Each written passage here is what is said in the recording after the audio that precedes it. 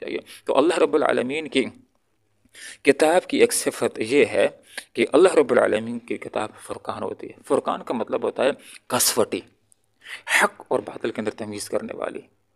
جائز اور ناجائز بتلانے والی، صحیح اور غلط بتلانے والی۔ کوئی معاملہ بھی ہو اس کو قرآن کے سامنے پیش کر دیا جائے تو قرآن بتلا دے گا کہ حق ہے یا باطل ہے، جائز ہے یا ناجائز ہے، صحیح ہے یا غلط ہے۔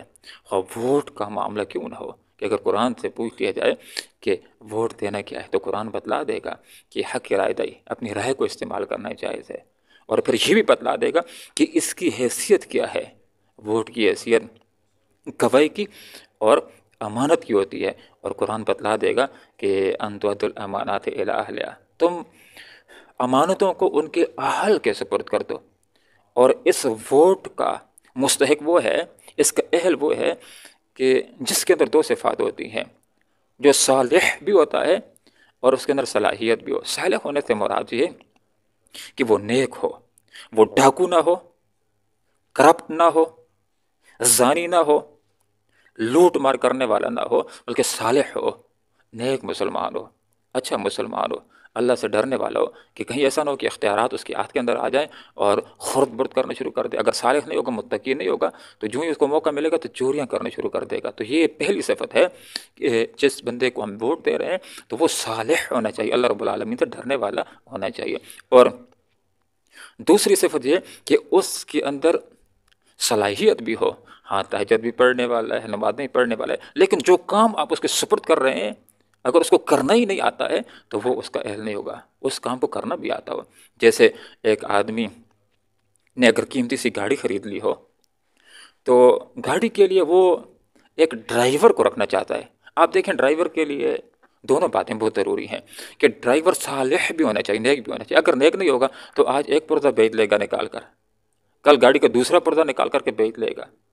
یا تھوڑا تیل ڈالے گا اور مالک سے زیادہ پیسے لیتے رہے گا، ٹھگی کرنا شروع کر دے گا۔ اس کا ڈرائیور کا صالح ہونا بھی ضروری ہے۔ دوسری بات یہ کہ اس کے اندر صلاحیت بھی، چلانا بھی آتا ہے، صحیح چلانا نہیں آتا تو دیوار کے ساتھ مار کر کے اور گاڑی کا بیڑا کر کے رکھ دے گا۔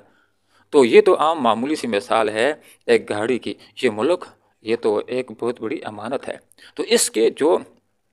عہدے ہیں، ایم این ایس کے عہدے، ایم پی ایس کے عہدے، صدارت کے عہدے،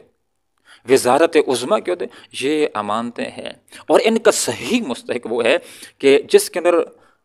صلاحیت بھی ہو اور وہ صالح بھی ہو۔ علماء نے یہ بات بتلائی ہے کہ یہ ووٹ ایک گواہی بھی ہوتی ہے، کہ جس آدمی کو آدمی ووٹ دے رہا ہے تو حقیقت کے اندر وہ گواہی دے رہا ہے کہ اس کو میں اس عہدے کے لیے، ذمہ داری کے لیے دوسروں کی بنسبت بہتر سمجھتا ہوں، وہ اس بات کی گواہی دیتا ہے۔ اس لیے ہمیں اس بات کی طرف توجہ دینا ہوگی کہ یہ میں ضائع کرنے والی چیز نہیں ہے کہ نالیوں اور گلیوں کی بنیاد کے اوپر آدمی یہ کسی کے حوالے کر دے، بلکہ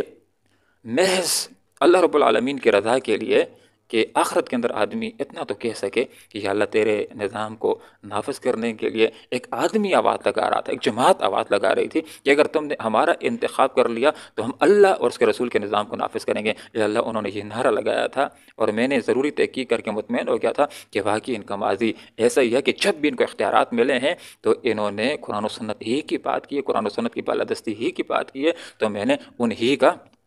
ساتھ دیا۔ تو کم از کم آدمی آخرت کے اندر اتنا تو کہہ سکے گا کہ اللہ تیرے نظام کو نافذ کرنے کے لیے میں نے اپنی رائے تیرے حق کے اندر استعمال کی تھی، قرآن و سنت کی بالادستی کے لیے میں نے اپنی ووٹ کا استعمال کیا تھا۔ دوسری بات، اللہ کی کتاب کی یہ صفت ہوتی ہے فرقان کے ساتھ ساتھ ضیاء روشنی بھی ہوتی ہے۔ گھٹا توپ اندھیروں کے اندر پیارا سا راستہ، صاف سا راستہ،